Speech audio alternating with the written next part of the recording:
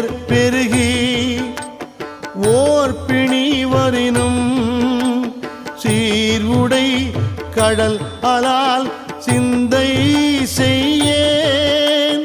ஏர்வுடை மணிமுடி ராவணனை